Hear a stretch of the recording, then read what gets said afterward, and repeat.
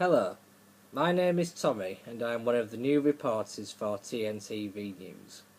I'd like to talk to you today about gay rights in the UK versus the Islamisation of the UK. Now, Britain prides itself as being a nation of tolerance, diversity and equality, which is something that we should take pride in. But somewhere down the line, we've lost our backbone to stand up to those who would do us harm. Now, when you look at places like Tower Hamlets, which was a huge LGBT area in the 80s, now turned into an Islamic ghetto, you have to wonder what's happening. When you've got Sharia patrols goose-stepping around London, telling gay people that they have to leave the area, and you've got people like Peter Tatchell going on TV saying discrimination is not a Muslim value. Really, Peter? Really?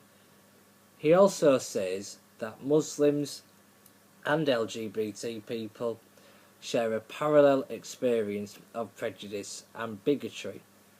Well, he's right about that, but what he won't say is that LGBT people are being discriminated against by Muslims. Not only in Britain, but in Europe, America, and in Islamic nations. But he won't talk about that because, as he says, discrimination is not a Muslim value.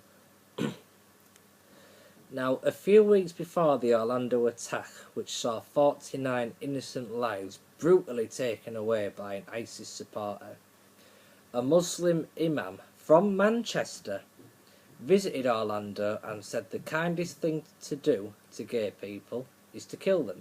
Death is the sentence. I mean, look, there's nothing to be embarrassed about this. That death is the sentence. Vigils were held all across the Western world, in the USA, Britain, Europe, everywhere.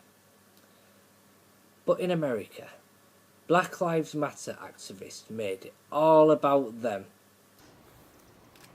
I was really nervous to get up here because there's a lot of white people in the crowd.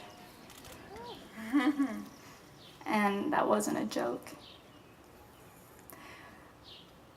I wish this many people came out to our racial demonstrations and our Black Lives Matter movements. The UK left denounced this attack, but also used it as a way to tell LGBT people that Islam is not homophobic. Now the left are at it once again, blindfolding the LGBT community to the threat of Islamisation by telling them that their new strive for equality is gender-neutral bathrooms. What will it take to wake the LGBT community up to the threat that Islam poses to this country? Will it take a jihadist throwing gay people off the cliffs of Dover while reciting a verse from the Quran, just like they do in the Islamic State?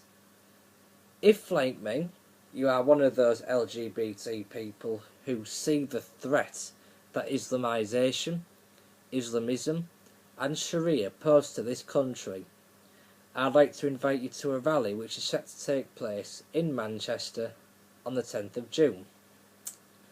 Now, before the left start using their buzzwords to prevent people from attending this rally, I want you to rest assured that this is not a racist, fascist, bigoted, anti-Muslim, homophobic rally. It's just not. This is a rally where it's against Sharia law, which Muslim extremists and cultural jihadists are trying to enforce in this nation. Never before have LGBT people taken to the streets against Sharia law, so let's make history together. Thank you.